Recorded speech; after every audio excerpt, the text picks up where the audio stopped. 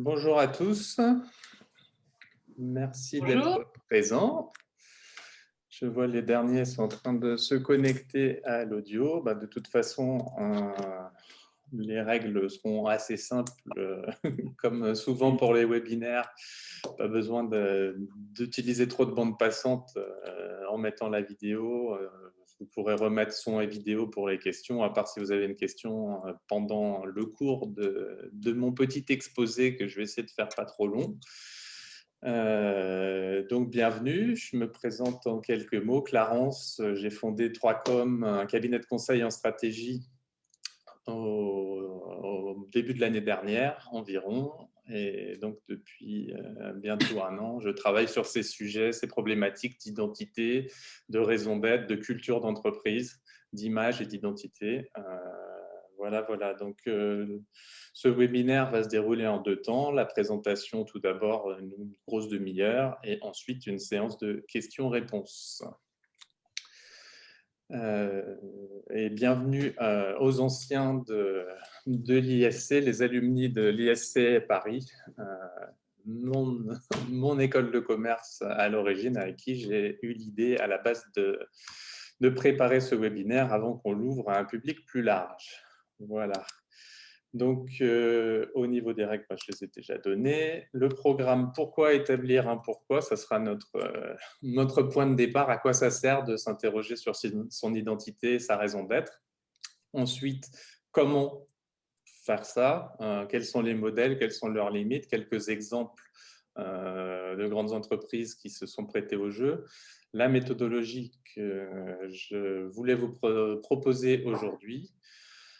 Et si on a le temps, si on a bien respecté le timing, éventuellement quelques case studies et quelques autres sujets. Donc, pourquoi établir un pourquoi? Ce sujet, vous en avez sans doute entendu parler, vous l'avez vu dans les journaux, ce sujet de la raison d'être est à la mode, notamment depuis le rapport de Nicole Notat et Jean-Dominique Sénard en 2018, qui a donné lieu ensuite au vote de la loi Pacte l'année suivante par le gouvernement actuel et Bruno Le Maire, qui introduit dans le Code civil 2 nouveaux articles, 1833 à 1835, qui donnent, premier étage de la fusée, la possibilité à toutes les entreprises qui le souhaitent d'inscrire une raison d'être dans leur statut, et la possibilité ensuite, deuxième étage de la fusée, de devenir société à mission pour les plus engagées d'entre elles. Donc, pourquoi établir un pourquoi? Pas seulement parce qu'il y a une loi qui le permet, mais aussi pour plusieurs raisons que je vais essayer de vous lister maintenant. D'abord parce que je crois que les clients, que ce soit les clients ou les collaborateurs, on vit à l'heure actuelle une crise de confiance. Et quand on regarde un petit peu les critères qui permettent de regagner cette confiance, c'est le fait que la marque ou le produit tienne ses promesses, c'est qu'elle sache reconnaître ses erreurs, qu'elle soit capable de s'excuser, qu'elle agisse en transparence. Nous, on préfère parler d'authenticité, mais l'idée est la même. Et le fait que la marque ait un impact positif arrive quand même relativement haut, qu'elle prenne en compte réellement les enjeux de santé, les enjeux environnementaux et sociétaux arrive aussi très haut, à plus de 60%. Donc voilà, la première raison, pourquoi établir un pourquoi, à mon sens, et au sens de 3Com, c'est pour établir la confiance. Établir et rétablir la confiance. Ensuite, deuxième élément qu'on a observé avec nos confrères du DIAG, un outil de diagnostic managérial très intéressant qui a été employé dans plusieurs entreprises auprès de plusieurs milliers d'individus, c'est qu'il y avait aussi ce phénomène de manque de sens. Alors, s'il y a seulement 28% des dirigeants qui ont parfois l'impression que ce qu'ils font ne sert à rien, il y a 46%, presque un exécutant sur 2 qui ressent ce sentiment à un moment ou à un autre de sa vie professionnelle, ce qui est un chiffre assez effrayant. Et je crois que le travail sur la raison d'être, le travail sur la culture d'entreprise, l'identité de l'entreprise, va vous permettre de donner du sens, va vous permettre de retrouver ce sens perdu par beaucoup d'entreprises.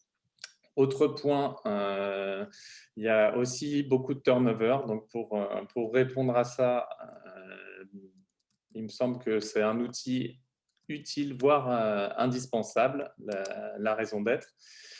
Et il y a un autre moment clé dans la vie d'une entreprise, ce sont les joint ventures, ce sont les fusions-acquisitions, ce sont tous ces moments où il y a des grands bouleversements et où on a besoin d'alignement culturel. Et travailler son identité, travailler sa raison d'être, ça va permettre de répondre à ce besoin. Besoin suivant, vous le connaissez peut-être, il est assez fréquent dans les grandes entreprises françaises. Un besoin de dialogue, on va l'appeler comme ça.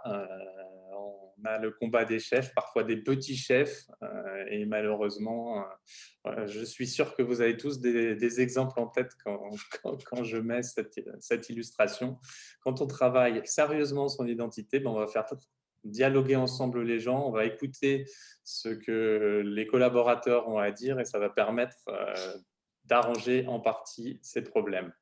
Enfin, la motivation et l'engagement sont des éléments clés et déterminants de la réussite du processus. Et puis parce qu'il faut quand même avoir une raison prosaïque et être réaliste, qu'est-ce qui peut pousser, y compris les personnalités les plus réticents à l'exercice? Eh ben, tout simplement la performance économique et financière. Il n'y a pas que la performance extra-financière, il y a aussi la performance financière. Sur tous les ouvrages sur lesquels nous nous basons dans notre méthodologie, on a réussi à démontrer que travailler son identité, ça permettait de générer plus de valeur. Alors, peu importe le chiffre retenu, vous pouvez vous plonger dans les sources si ça vous intéresse, mais ça permet de générer plus de valeur car on a des individus plus motivés, on a plus de confiance en interne, en externe. Tous les éléments que je viens de citer précédemment, ça a un impact direct sur les chiffres. Donc, le pourquoi, il peut pour essayer de voir les éléments sur lesquels on aime bien travailler, il n'y a pas que la raison d'être, on aime bien retravailler ou travailler, si ça n'a pas été fait jusque-là, les valeurs. Les valeurs, c'est ce à quoi votre entreprise croit, ce que vous croyez au plus profond de vous-même. Qu'est-ce que vous voulez apporter de vous-même dans une entreprise quand vous fondez une start-up, par exemple? Donc, ça répond à la question qui. La raison d'être, c'est le pourquoi. Pourquoi vous faites ce que vous faites. Je crois qu'on l'a bien développé et ça permet de répondre aux enjeux précédents. On aime beaucoup travailler aussi la vision qui permet de dire ce que vous envisagez pour vous-même et pour votre entreprise. Et enfin, la mission va être le moyen d'accéder à cette vision future de là où vous voyez votre entité, votre société, votre équipe suivant la taille de ce que vous avez à gérer, dans les 3, 10, 20 prochaines années. Il faut se poser ces questions pour avoir toujours, même si c'est compliqué, une boussole, une sorte de boussole qui permette de donner du sens. Comment est-ce que la plupart des intervenants, des consultants travaillent pour formaliser une raison d'être? Il y a 3 méthodes généralement. La direction générale, dans la première méthode, la plus basique, la plus courante, va charger la direction de la communication ou du marketing de prendre ce sujet en main. On se fait accompagner par un consultant ou une agence de communication, on fait quelques réunions de cadrage, on aboutit assez vite sur des propositions. C'est une solution qui peut tenter les PME parce que forcément, vu que c'est la plus rapide, c'est aussi la moins onéreuse. Et ça peut donner, bien entendu, des résultats intéressants pour peu que l'agence soit bonne et fasse un travail réel, même si c'est rapide, sur quelles sont les motivations de l'entreprise. Il y a une deuxième méthode plus classique qui est souvent mise en place dans les startups et dans les plus grosses PME ou dans les ETI. Ça va être plus la direction RSE qui va prendre le sujet en main dans ces cas-là. Il va y avoir tout un travail interne avant même d'avoir recours à un cabinet, soit un cabinet de conseil, soit une agence de com, soit un cabinet spécialisé dans la RSE. On a ensuite toute une enquête interne pour étudier les attentes des collaborateurs et on débouche donc sur le résultat d'une raison d'être et d'une identité qui peut accompagner l'entreprise pendant des années. Modèle assez classique. Et le dernier modèle, celui dont on parle beaucoup, qui est l'apanage souvent des grandes entreprises parce qu'il demande des coûts humains et financiers extrêmement importants, c'est celui qu'on appelle la co-construction. Dans ce modèle, la direction générale met au point un comité pour prendre le sujet en main. Ce comité va avoir recours à un, voire à plusieurs cabinets de conseil, à des entités spécialisées dans la concertation. La réflexion va être lancée à la fois en interne, en externe, auprès des collaborateurs, auprès des parties prenantes. On va avoir énormément de propositions qui vont être retravaillées avec toute l'équipe de consultants, avec l'équipe interne. Et à la fin, voilà, comme à chaque fois, on retient une proposition, qu'elle soit issue ou non de la consultation. Et ça, c'est un élément important sur lequel je reviendrai plus tard. Donc voilà la méthode des grands groupes du CAC 40. Vous avez peut-être lu des articles dans la presse sur ces grands groupes qui se targuent d'avoir appliqué cette co-construction. Donc, si vous voulez qu'on passe un petit peu aux exemples, vous avez un grand répertoire sur le site du cabinet d'avocats Le Play de toutes les raisons d'être qui ont été recensées. Je pourrais vous donner le lien pour ceux que ça intéresse. C'est assez intéressant. Et là, on va s'attarder sur seulement quelques-unes d'entre elles. Donc, j'avais aussi les enjeux qui sont, comme on le voit, très souvent sociaux et environnementaux avant la gouvernance et avant l'économie. Et donc, les quelques exemples que j'ai choisis, le plus parlant, celui que vous connaissez tous, je pense, c'est Danone. Danone, qui a été la première entreprise à se doter d'une raison d'être en 2005, apporter la santé par l'alimentation au plus grand nombre, qui, suite à ça, au même moment que la loi Pacte a été votée, avait déjà tout préparé pour devenir une société à mission, ce qui a été le cas dès 2019 dans la foulée du vote de la loi. Donc, c'est un peu l'entreprise référence en France sur ces sujets. Elle a été capable de se séparer dès 2005 de certaines de ses activités pour se mettre en accord avec sa raison d'être, apporter la santé par l'alimentation. Ça n'était pas compatible avec la vente d'alcool, par exemple. Donc, ils se sont séparés de leurs activités dans l'alcool. C'est un exemple intéressant, même s'il a rencontré quelques problématiques financières récemment qui ont fait s'interroger sur est-ce que société à mission et faire du profit, c'était compatible. On a une réponse dont on pourra parler plus tard. Je pense qu'il n'y a pas il n'y a pas forcément d'opposition entre ces deux termes. Autre exemple que je voulais aborder avec vous aujourd'hui, c'est la mission de la CAMIF, proposer des produits, des services qui permettent de mobiliser tout leur écosystème. C'est ça la raison d'être de la CAMIF, ça qui leur a permis de se réinventer alors que la marque était en train de mourir ou déjà quasiment morte. Et sous l'impulsion d'Emery Jacquia, ils ont totalement réinventé les modèles de consommation, de production, d'organisation. Ils ont réussi à avoir beaucoup de producteurs français qui ont cru au challenge, qui ont proposé leurs produits.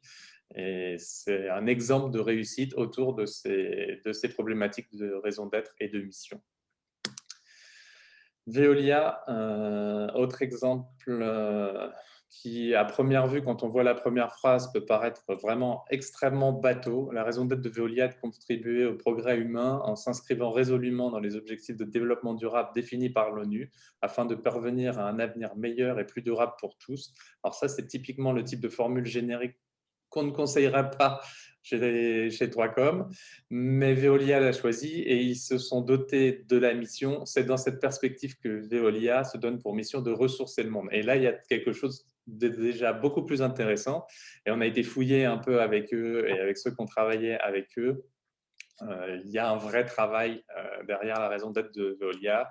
Il y a 4 pages d'engagement précis, un cahier de raison d'être qui explicite comment ils souhaitaient ressourcer le monde.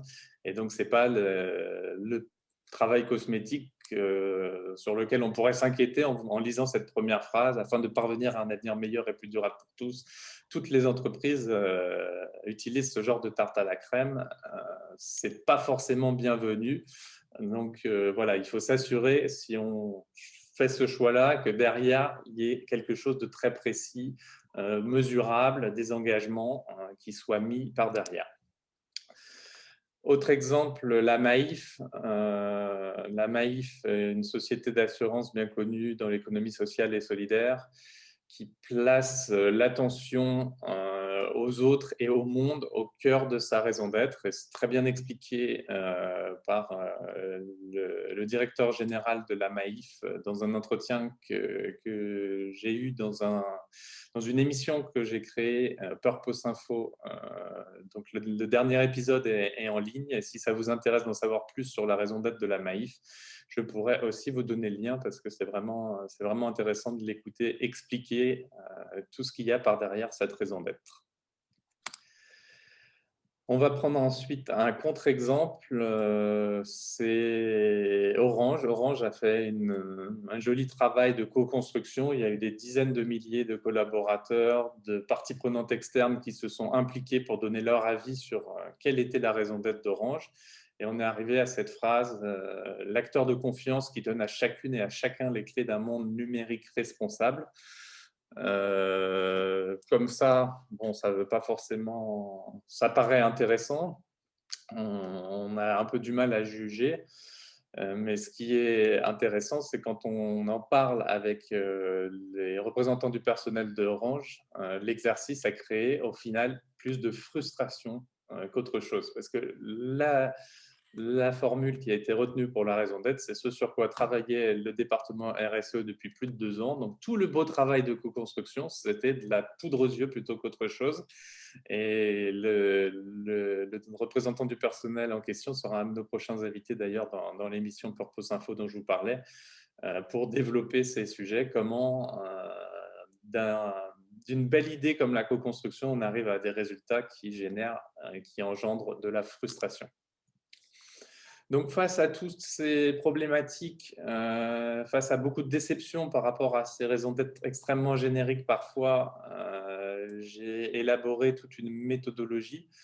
Donc, ça a commencé par de l'observation au moment du vote de la loi Pacte. De cette observation critique est née en mars l'année dernière toute une enquête sur l'identité des groupes du CAC 40 et la création de l'entité 3Com, basée sur la méthodologie dont je vais vous parler, qui peut se déployer, que ce soit à l'échelle d'une équipe, d'un département, d'une filiale, d'une entreprise, d'un groupe. C'est pensé vraiment pour être extrêmement modulable. Et le fait le plus récent, dont je vous ai parlé aussi, la création de Purpose Info, une émission sur ce thème de la raison d'être que vous pouvez retrouver en podcast sur YouTube en accès gratuit, avec des invités tous les mois, extrêmement intéressants. Voilà. Je pourrais vous donner le lien. Donc, la méthodologie pour rentrer dans le cœur du sujet, ce qu'on propose de mettre en place avec les groupes avec lesquels on travaille, ça se découpe en 3 modules. Le premier module, l'idée, c'est de faire naître l'identité rêvée. Pour ça, on va réunir une instance de pilotage avec plusieurs représentants des différentes directions. On va les faire dialoguer. On va aussi avoir des représentants du personnel et on va aboutir à cette identité rêvée. On a un deuxième module ensuite qui va nous permettre d'enquêter auprès des parties prenantes internes et externes, les collaborateurs, les clients, les partenaires, pour que l'identité rêvée du premier module rencontre l'image réelle de la société. Alors, ça peut être douloureux si le travail a été trop artificiel en phase 1, on le voit tout de suite à travers les chiffres. Et quand on a réussi à réconcilier identité rêvée et image réelle, on peut en arriver au dernier module, sans doute le plus important, qui est la mise en place et le suivi. On va avoir des KPIs, on va communiquer autour de tout ça, on va communiquer sur nos engagements, on va les rendre mesurables et faire en sorte que ça soit intégré dans toute la stratégie de l'entreprise au jour le jour. comment se déroulent ces modules un peu plus précisément. Donc, le premier module, le module diagnostic, après le cahier des charges qui a été établi, donc on fait tout un audit, un état des lieux. Cet audit et cet état des lieux, pour vous donner un exemple, je ne vais pas citer l'entreprise que j'utilise pour l'exemple, mais c'est une entreprise qui affiche sur la partie corporate de son site des valeurs fondatrices, croire en un avenir prospère, oser entreprendre, agir stratégiquement. Et lorsqu'on se connecte sur son site de marque employeur, sur sa partie RH, on a les valeurs du groupe, les valeurs marquantes du groupe: simplicité, humilité dans la relation de travail et proximité avec le client. Et le travail réalisé par Qualcomm au cours du premier module, c'est pour commencer déjà d'identifier toutes ces dissonances, tous ces signaux faibles que la confiance peut être très rapidement perdue, parce que quand on dit quelque chose à un endroit et qu'il n'y a pas de cohérence avec ce qui est dit ailleurs, ne serait-ce que sur le site internet de l'entreprise, je crois que c'est un exercice utile en tout cas d'aller fouiller tout ça, de le fouiller avec les dirigeants aussi pour bien mettre en place tous ces sujets. Et donc, lorsque l'institution de pilotage est créée, on va aller essayer de comprendre. Avec la direction générale, on va comprendre l'histoire, la vision, la mission, la stratégie de l'entreprise. Avec la DRH, on va comprendre la marque employeur, les valeurs de l'entreprise sur le plan humain. Avec la direction commerciale et la direction des achats, on va comprendre la maturité de la relation partie prenante. Avec les directions marketing communication, on peut comprendre le brand purpose, l'image de marque, les valeurs corporate, vérifier qu'elles ne sont pas en opposition avec les valeurs de la marque employeur s'il y en a, l'exemple que je viens de citer précédemment. La direction juridique va nous permettre d'étudier l'objet social, la direction du développement durable ou de la RSE, la stratégie RSE, pour comprendre les priorités de l'entreprise en fonction de son métier. Les directions techniques et opérationnelles vont nous permettre de nous interroger sur l'identité métier. La DSI, forcément, a un rôle extrêmement important dans tout ça parce qu'il y a une culture numérique et il y a une façon de transmettre cette culture d'entreprise à travers des outils. La confiance se joue aussi sur l'appropriation, le partage des données au sein d'une entreprise. Donc, la DSI a toute sa place, selon nous, dans cet exercice. Et enfin, les représentants du personnel pour avoir le vécu terrain des éléments essentiels, là encore. L'instance de pilotage, on l'a fait travailler sur plusieurs domaines. On a plusieurs méthodes, plusieurs grilles suivant les préférences. Alors, soit on se base sur ce genre de grille qui va analyser au point de vue environnemental, au point de vue social ou sociétal, au point de vue de la gouvernance, proposer des objectifs sur tout un tas d'objectifs, proposer tout un tas d'objectifs sur tout un tas de domaines, la diversité par exemple, la traçabilité, le zéro déchet, bref, vous imaginez tous les domaines sur lesquels on peut travailler pour essayer d'avoir des priorités, essayer d'avoir des engagements, essayer d'être cohérent. Autre méthode sur laquelle on travaille, c'est avec une entité partenaire qui s'appelle Wasati. C'est sur les domaines sociaux les plus engageants. Wasati étudie en permanence toutes les pétitions, les signatures des pétitions, ce qui lui permet de mettre en exergue l'évolution des valeurs des citoyens. Et on voit entre 2012 et 2020 que la valeur environnementale, les valeurs des droits humains et la valeur de la santé sont vraiment les trois valeurs les plus importantes pendant cette période 2012-2020. Donc, c'est aussi un élément d'analyse que nous fournit Wasati et qui est très important. Donc, quand on a fait tout ce travail dans le module diagnostic, recensé l'existant, on aboutit sur des recommandations stratégiques et on a cette identité rêvée dont je vous parlais. Second module très important, les enquêtes.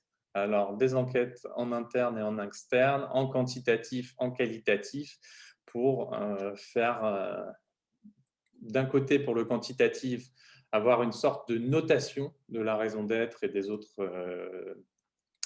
autres éléments sur lesquels on a travaillé. Et pour le qualitatif, là, par contre, essayer d'avoir des éléments beaucoup plus intéressants à long terme sur comment est perçue l'image de l'entreprise, son identité, ses valeurs, la fidélité de tout ça dans les faits. Une fois qu'on a fini les enquêtes en question, on analyse les résultats, on passe à la phase recommandation et on peut entamer, lorsque tout est bien aligné, on peut entamer le dernier module, celui de mise en place et de suivi.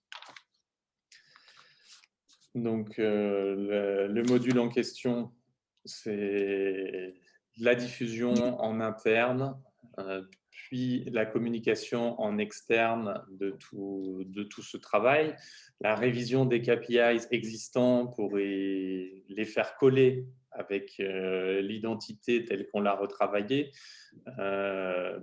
éventuellement l'ajout de nouveaux KPIs, c'est important lorsque certaines données ont été trouvées de les faire entrer pour avoir une mesure de la performance extra-financière lorsque ce n'était pas déjà le cas, qui soit très précise et très rigoureuse.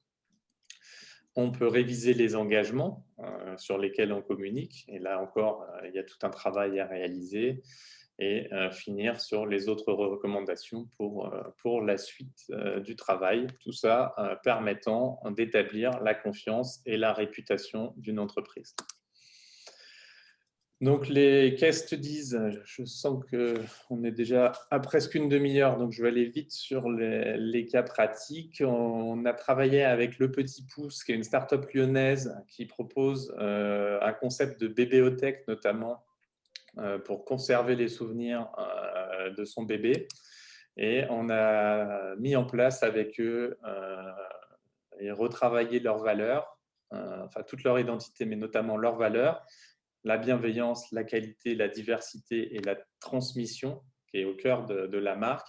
Et on a mis en place une raison d'être, rendre encore plus fort les liens qui unissent les familles. Les liens familiaux, c'est le cœur de cette marque. Et voilà, au bout de tout ce travail, au bout des enquêtes, ça a été vraiment une évidence. Ça a été à plus de 90% jugés comme vraiment ceux qui faisaient la raison d'être de cette marque. Et voilà, on est assez fiers de ce travail et du travail sur leurs engagements qui a suivi.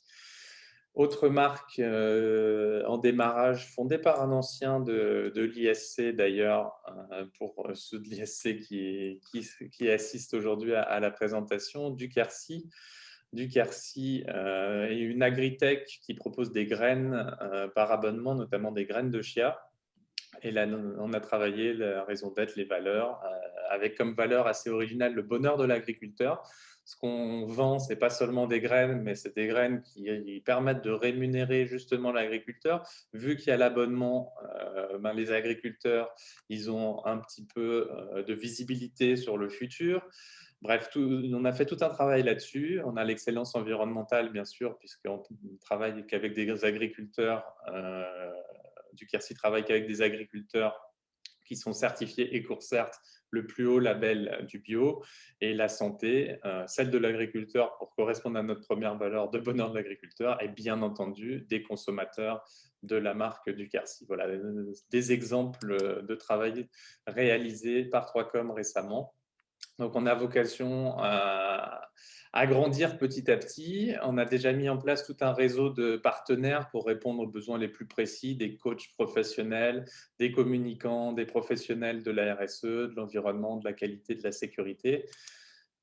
Pour citer donc les partenaires actuels, Wasati, dont je vous parlais précédemment, qui analyse et permet d'anticiper l'évolution des domaines sociétaux à travers les pétitions notamment, pour déterminer les politiques produits, positionnement, marketing, communication. Donc, on travaille beaucoup avec Wasati, qui propose donc 4 outils principaux: l'anticipation, engaging, le de-risking et la mesure pour piloter sa RSE. J'essaye d'aller vite. Le deuxième partenaire dont j'ai un tout petit peu parlé, c'est le DIAG, le Diagnostic Management, qu'on peut tester gratuitement et ensuite appliquer pour une somme relativement modeste, suivant la taille de l'entreprise, le faire remplir à tous ses collaborateurs, et ça donne un premier retour très intéressant sur les 5 dimensions que vous voyez sous vos yeux: énergie, talent, confiance, avenir, digital, pour savoir où vous en êtes dans votre entreprise. C'est un exercice extrêmement utile que je recommande vraiment de mettre en place.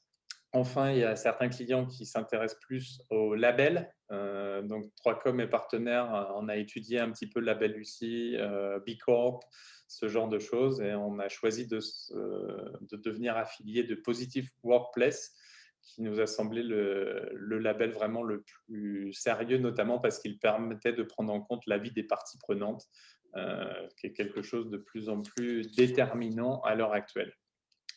Si vous avez besoin de ressources supplémentaires sur la raison d'être de l'entreprise à mission, il y a un cours intéressant sur Coursera offert par l'ESSEC sur ces sujets. Et puis, je vous engage, si ce n'est pas déjà le cas, à vous abonner à la page LinkedIn de 3Com, qui compte non plus 671, mais maintenant 1100, plus de 1100 abonnés. Donc voilà, une belle croissance ces derniers mois. Tous les jours, des articles sur la raison d'être, sur l'identité, sur la culture d'entreprise. C'est du contenu gratuit, donc n'hésitez pas. Et autre contenu gratuit de vraiment haut niveau, les Purpose Info, les missions dont je vous parlais, qui sont accessibles sur la chaîne 3Com, avec comme derniers invités en date Pascal Demurger, le directeur général de la Maïf, et Philippe Silbersan, enseignant-chercheur à l'EM Lyon, une autre école de commerce. Et les prochains invités la semaine prochaine, Jacques Attali et Laurent Alexandre. On propose aussi des formations. Si vous voulez en savoir plus, contactez-moi. Je ne vais pas développer plus. Je préfère ouvrir aux questions. Si vous avez des questions, ça me semble plus intéressant de passer à un dialogue. Si vous voulez remettre vos micros.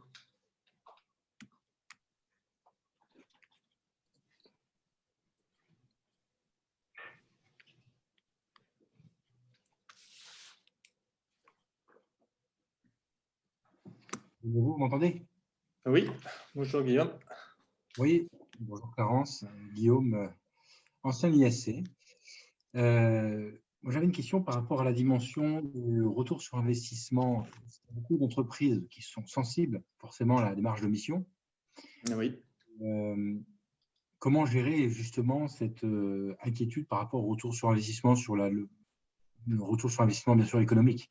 Comment allier à la fois la mission et l'économie? C'est une très bonne question.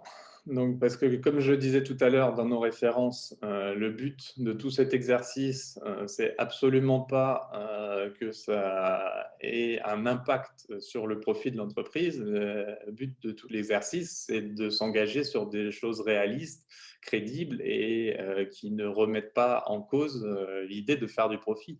On peut s'engager, y compris sur des sujets environnementaux, et se diversifier, se positionner en mesurant le plus possible à l'avance les impacts de tout ça. Et c'est pour ça qu'on s'est entouré de partenaires RSE, de partenaires comme Wasati, qui nous permettent de dérisquer les engagements, de les rendre économiquement compatibles avec la performance financière. Après, pour être plus précis, il faudrait que j'ai un exemple précis, mais sur les études, en tout cas, je peux vous faire parvenir des études. Il y a un chercheur français en ce moment qui finit sa thèse sur ce sujet, parce qu'on avait nos auteurs principalement américains dont j'ai parlé tout à l'heure, mais je suis en contact avec un auteur français qui finit sa thèse sur ces sujets performance et entreprise, société à mission et profit, et qui démontre une fois de plus l'impact positif sur la performance financière du travail réalisé sur tout ça. Donc, pas de problème si ça vous intéresse pour vous envoyer ça. Oui. Merci. Je vous en prie. Est-ce qu'il y a d'autres questions? Et dans tous les cas, je vous mets dans le chat un lien vers un questionnaire de satisfaction que vous pourrez remplir à l'issue de ce webinaire. N'hésitez pas à dire ce que vous en avez pensé. C'est important d'avoir des retours, de savoir comment mieux traiter les questions, les problématiques de chacun. Mais voilà, je reste disponible pour le moment si quelqu'un a des questions. Oui. Une question, c'est quelle est la frontière, le périmètre entre la mission et l'ISO 26000, par exemple? L'ISO 26000, c'est un outil RSE purement pour s'orienter, donc vraiment purement orienté RSE. Travailler la mission, ça peut être plus large que ça. C'est pas forcément orienté sur la RSE. Ça doit commencer souvent le travail sur le métier.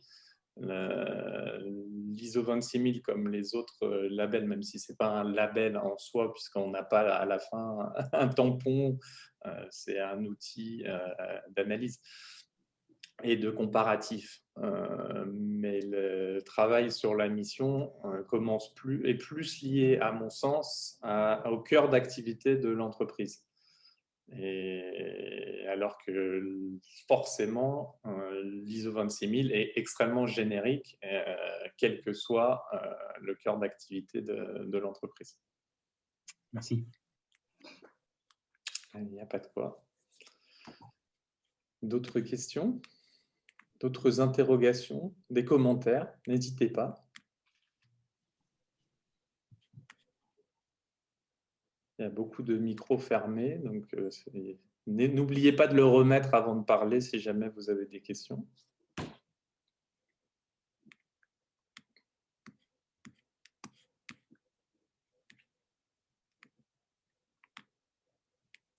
Oui, bonjour Claire Floriani. Est-ce que vous avez fait déjà des missions justement pour des grands groupes?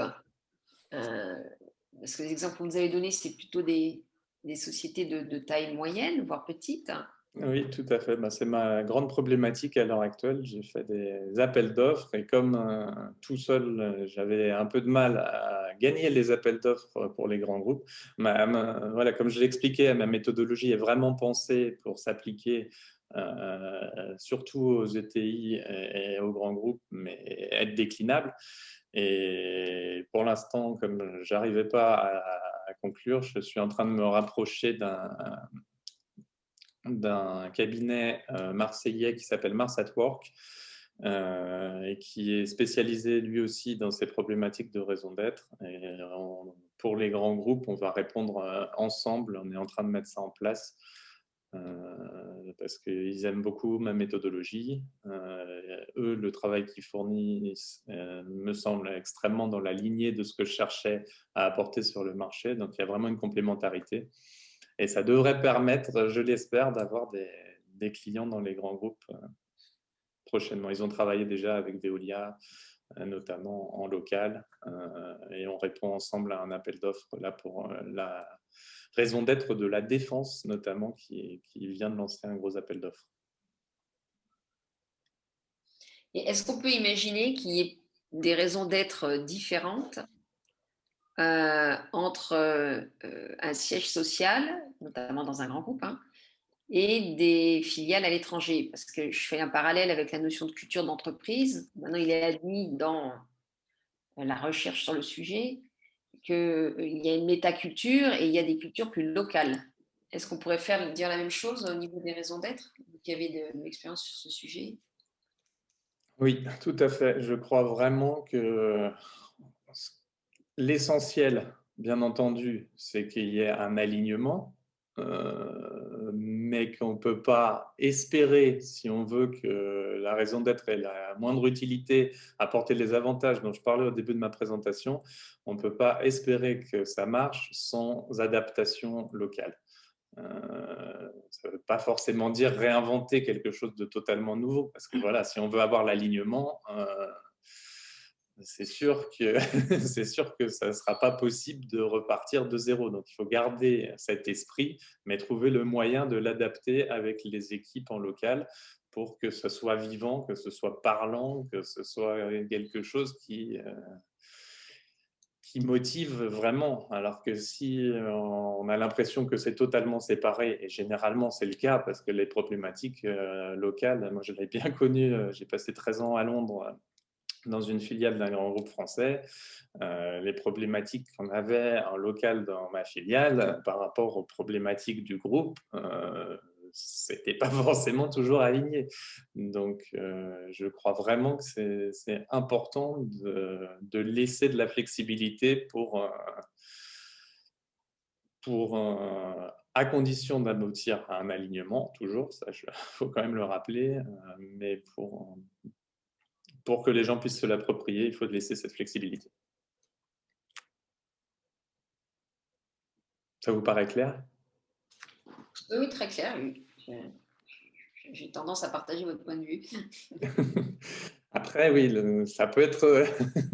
C'est pas toujours le point de vue le plus partagé. J'essaye d'écrire des articles régulièrement sur ces sujets, de mobiliser la presse pour faire prendre conscience de l'importance de tout ça, parce que ce mal-être que ça peut créer dans des très grands groupes, je l'ai vraiment connu, je l'ai ressenti dans certaines des filiales qui se faisaient taper sur les doigts pour le siège pour des petites choses de com qui n'étaient pas exactement comme il fallait. Et on se dit, mais comment est-ce qu'on crée de la confiance dans ces conditions? Il y a vraiment besoin de travailler ces sujets, je crois. Et voilà, je n'ai pas fondé ma boîte par hasard, je l'ai vraiment fait pour retransmettre tout ce dont je m'étais imprégné pendant toutes ces années, notamment à l'étranger. Bon, à la base, c'est aussi une passion qui était née d'un travail sur les valeurs d'entreprise que j'avais fait il y a presque 20 ans maintenant, au début des années 2000, pour une agence à Paris qui s'appelle Welcome, qui était Thierry Welloff qui avait fondé cette agence, c'était un précurseur de ces sujets. Et voilà, on avait travaillé très en profondeur avec Jean-François Claude aussi. On avait fait un groupe de travail sur ces idées de culture d'entreprise, de valeurs en entreprise. Et tout ce travail, voilà, il a eu 20 ans pour se bonifier, être appliqué ailleurs. Voir le ressenti dans une entreprise et ça permet d'être pragmatique au moment des solutions.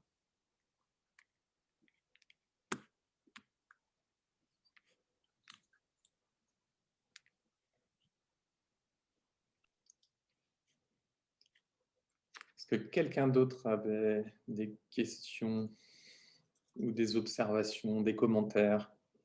N'hésitez pas. Je crois qu'il y a des collègues consultants dans la salle, donc si vous avez envie de vous exprimer, n'hésitez pas. Je ne voulais pas les faire fuir. Isabelle, qui lève la main.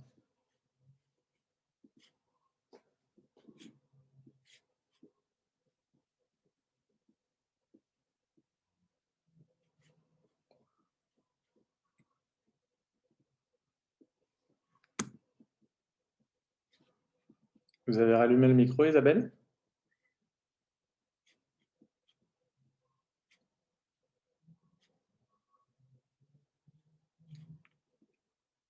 Si vous avez un problème de micro, n'hésitez pas à poser la question sur le chat, sinon par écrit.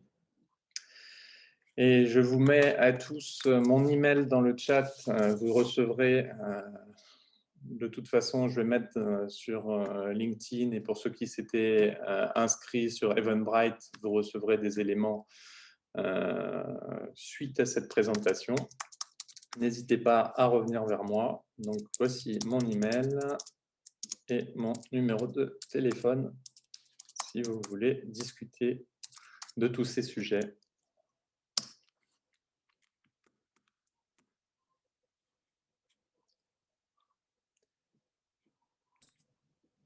Bonjour, ici Natacha. Oui, bonjour Natacha. De cette présentation, je ne connaissais pas du tout le sujet, je trouve ça très intéressant. Donc, merci beaucoup de cette présentation. Eh ben, je vous remercie du commentaire, ça fait plaisir à entendre.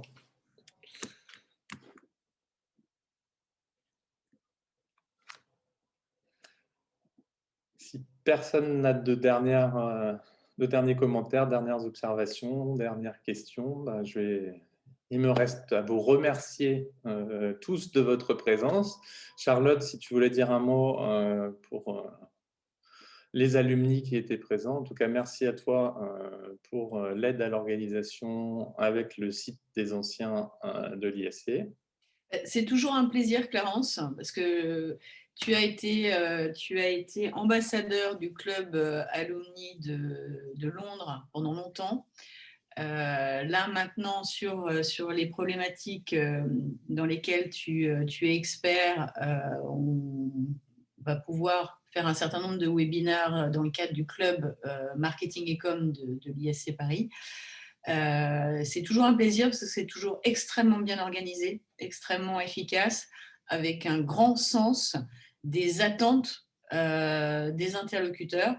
Et je pense que cette création d'entreprise que tu as faite sur un sujet qui te passionne, j'envie tes clients, parce que si tu mets autant d'efficacité et du souci de la réponse aux objectifs dans toutes les missions que tu mènes, et je n'en doute pas, ce sont des clients chanceux.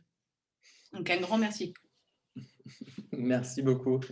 Je pense qu'on peut conclure sur ce très sympathique commentaire. Merci, Charlotte. C'est pas de la flatterie, tu me connais. Je suis quelqu'un d'assez cash, mais c'est un vrai plaisir de collaborer depuis toutes ces années avec toi.